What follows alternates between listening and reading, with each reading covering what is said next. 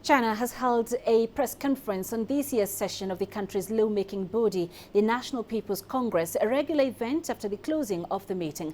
In a 2-hour-long press conference, Premier Li Keqiang answered questions posed by journalists both from home and abroad, covering a variety of hot issues. The first question Premier Li answered was about China-U.S. relations. He said he is optimistic about the future of the bilateral ties. 虽然中美关系 China-U.S. relations have been going forward in spite of various twists and turns in the past several decades. So I'm optimistic about the future of this relationship, no matter who gets elected. After President Trump was elected and took office, President Xi Jinping and President Trump had talked with each other over the phone. The two leaders have agreed to push forward China-U.S. relations. President Trump and senior officials from the new U.S. administration have explicitly stated that the United States will continue to follow the One China policy.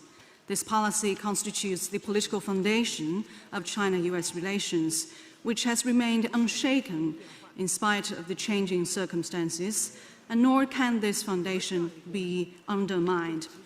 With that foundation in place, we believe there are bright prospects for China-U.S. cooperation. At the news conference, Premier Li spoke about the 2017 national economic growth target of 6.5%, stressing that it was not a slow rate and it would indeed be a challenge to meet.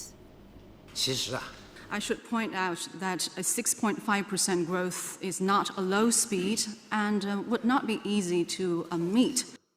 我们这样做符合经济规律。 We believe this target is consistent with the laws of economics, and moreover, it can help us focus more on enhancing the quality and performance of China's growth. And I don't think China's contribution to global growth will come down. We believe that China's economy will continue to be a strong driving force in the face of a sluggish global economic recovery.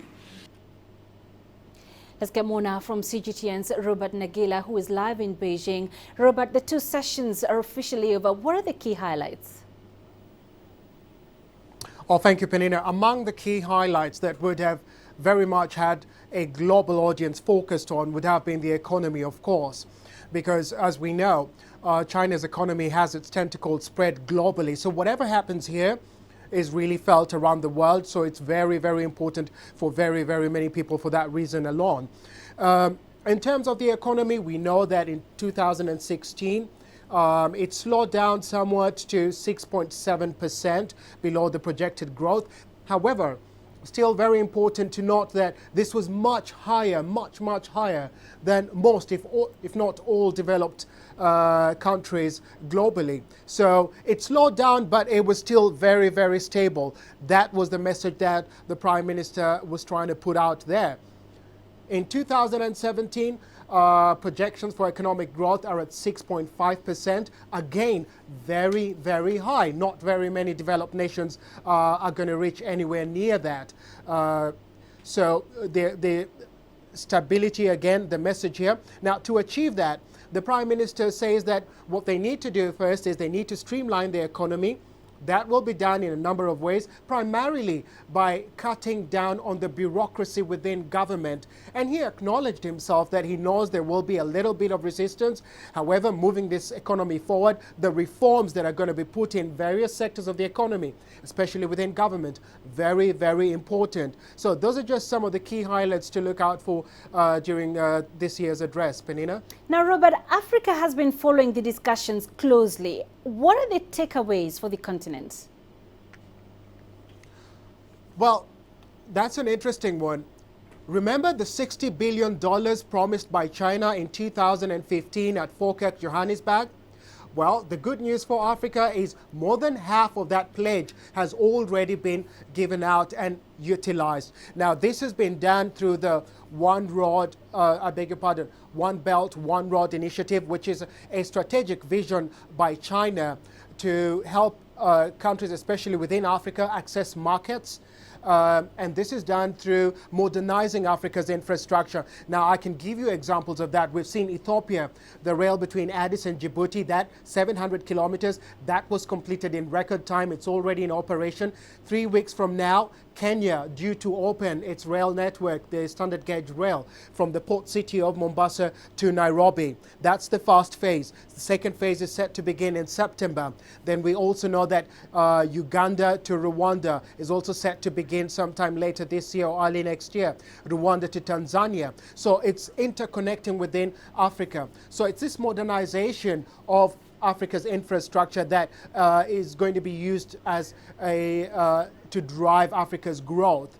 Now, that is not just in terms of the rail network. You're looking at roads, you're looking at ports, you're looking at airports, and this is happening all over the continent. Now, China also, I was at Foreign Minister Wang Yi's press briefing last week where he announced that China is going to give a lot more money towards development aid to Africa itself. So that is a big plus again for Africa. However, there is a but here.